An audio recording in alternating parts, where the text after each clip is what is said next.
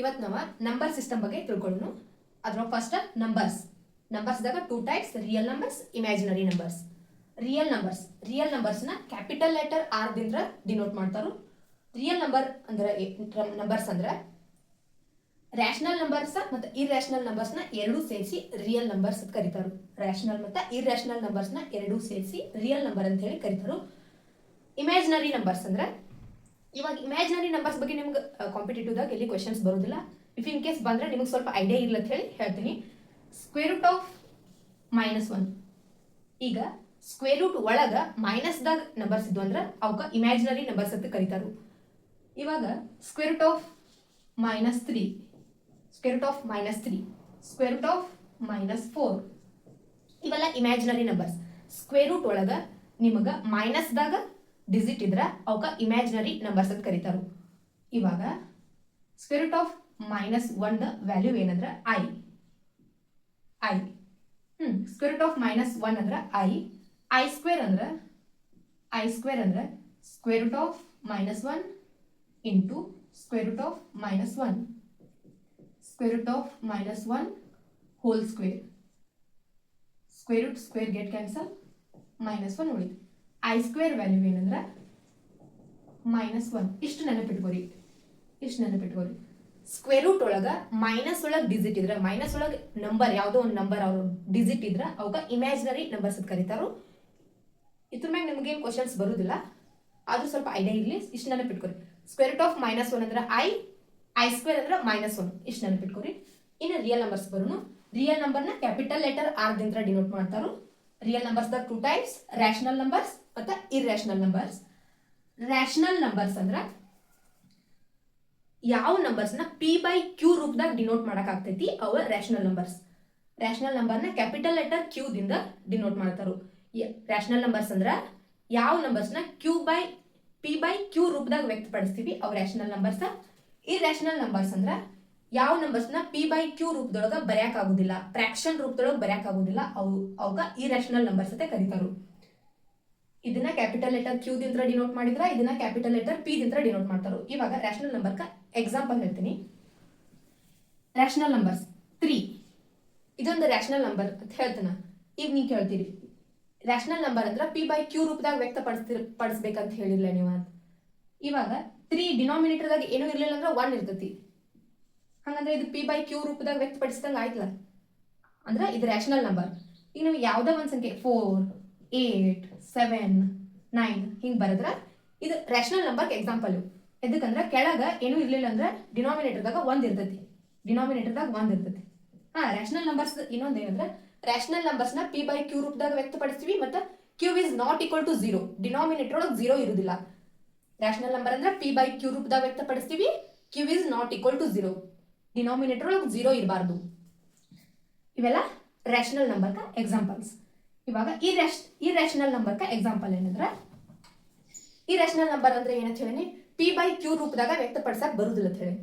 ಇವಾಗ square root of 2 ಅಂದ್ರೆ ಇದ್ರ ವ್ಯಾಲ್ಯೂ ಡೆಸಿಮಲ್ದಾಗ ಬರ್ತೈತಿ. ಡೆಸಿಮಲ್ದಾಗ ಬಂದ್ರೂ ರ್ಯಾಷನಲ್ ನಂಬರ್ ಆಗ್ತಿರ್ತಾವೆ. ಎದಕ್ಕೆ ಎಂಥ ನಂಬರ್ ಡೆಸಿಮಲ್ ಒಳಗಿರೋ ಯಾವ ನಂಬರ್ಸ್ ರ್ಯಾಷನಲ್ ನಂಬರ್ಸ್ ಆಗ್ತಿರ್ತಾವ ಅಂದ್ರೆ ಅವು ಎಂಡ್ ಆಗ್ಬೇಕು. ಒಂದು ಪಾಯಿಂಟಿಗೆ ಹೋಗಿ ಅವು ಎಂಡ್ ಆಗ್ಬೇಕು, ಆ ಡೆಸಿಮಲ್ಸ್ ಎಂಡ್ ಆಗ್ಬೇಕು. ಅಂಥವಕ್ಕೆ ರ್ಯಾಷನಲ್ ನಂಬರ್ಸ್ ಅಂತ ಕರೀತಾರೆ.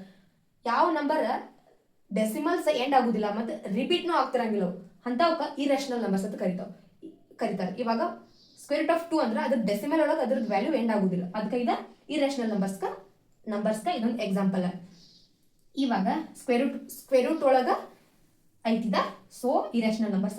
ಹಂಗಂತ ಸ್ಕ್ವೇರ್ ರೂಟ್ ಒಳಗಿರೋ ಎಲ್ಲಾ ನಂಬರ್ಸ್ನು ಇರ್ಯಾಷನಲ್ ನಂಬರ್ ಅಲ್ಲ.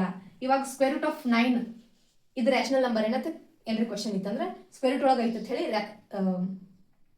ನೀವು ಇರ್ಯಾಷನಲ್ ನಂಬರ್ ಅಂತ ಹೇಳಿ ಮಾರ್ಕ್ ಹಾಕ್ಬೇಡ್ರಿ. ಎದಕ್ಕಂದ್ರೆ ಸ್ಕ್ವೇರ್ ರೂಟ್ ಆಫ್ 9 ಅನ್ನ ನಾವು 3 ಅಂತ ಬರಿಬಹುದು. ಈಗ 3 ಸ್ಕ್ವೇರ್ 9 ಇಲ್ಲ ಅಂದ್ರೆ ಸ್ಕ್ವೇರ್ ರೂಟ್ ಆಫ್ 9 ಅಂದ್ರೆ 3. ಅದಕ್ಕೆ square root of 9 square root ದಿಂದ ಹೊರಗೆ ತೆಗೆದು ಬರಿಬಹುದು ನಾವು. ಸ್ಕ್ವೇರ್ ರೂಟ್ ಆಫ್ 9 ಅಂದ್ರೆ 3 ಅಂತ ಬರಿಬಹುದು. ಸ್ಕ್ವೇರ್ ರೂಟ್ ಆಫ್ 2 ಬರೆಯಕ್ ಆಗಂಗಿಲ್ಲ, ಬರೆದ್ರು ಅದು ಡೆಸಿಮಲ್ ಒಳಗೆ ಬರ್ತೈತಿ, ಆ ಡೆಸಿಮಲ್ಸ್ ಎಂಡ್ ಆಗುದಿಲ್ಲ. So square root of 2 is irrational number.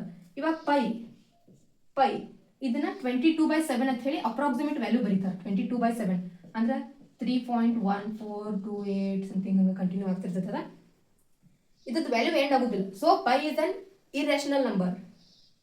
Pi ಅನ್ನೋದು ಇರ್ಯಾಷನಲ್ ನಂಬರ್ ಐತಿ, ನೆನಪಿಟ್ಕೊರಿ. ಆಮೇಲೆ √3, √5 ಇದ್ರದ್ದು ಡೆಸಿಮಲ್ಸ್ ಎಂಡ್ ಆಗುದಿಲ್ಲ. ಇದನ್ನ p/q ರೂಪದಾಗ ವ್ಯಕ್ತಪಡಿಸಕ್ ಬರುದಿಲ್ಲ. ಸೊ ಇವ ಇರ್ಯಾಷನಲ್ ನಂಬರ್ಸ್ಗೆ ಎಕ್ಸಾಂಪಲ್.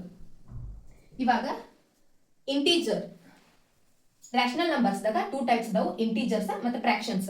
ಇಂಟೀಜರ್ಸ್ ಅಂದ್ರೆ ನಂಬರ್ ಲೈನ್ದಾಗ ಬರ್ತಾವ 0, 1, 2, 3, 4, 5 ಇನ್ಫಿನಿಟಿ. ಈಚೆ ಕಡೆ ಸೈಡ್ -1, -2, -3 ಇನ್ಫಿನಿಟಿ ಹಂಗ ಬರ್ತಾವ. ಅವೆಲ್ಲ ಇಂಟೀಜರ್ಸ್ ಅಂತ ಹೇಳಿ ಕರೀತಾರು. ಇಂಟೀಜರ್ಸ್ ನ ಕ್ಯಾಪಿಟಲ್ ಲೆಟರ್ Z ದಿಂದ ಡಿನೋಟ್ ಮಾಡ್ತಾರು. ಫ್ರಾಕ್ಷನ್ಸ್ 3/2 ಇದೊಂದು ಫ್ರಾಕ್ಷನ್, 5/8 ಇದೊಂದು ಫ್ರಾಕ್ಷನ್. ಇವಾಗ ಡಿನಾಮಿನೇಟರ್ ಒಳಗ ಅಂಶ p/q ರೂಪದೊಳಗೆ ವ್ಯಕ್ತಪಡಿಸ್ತಿರ್ತೀವಿ ನಾವು.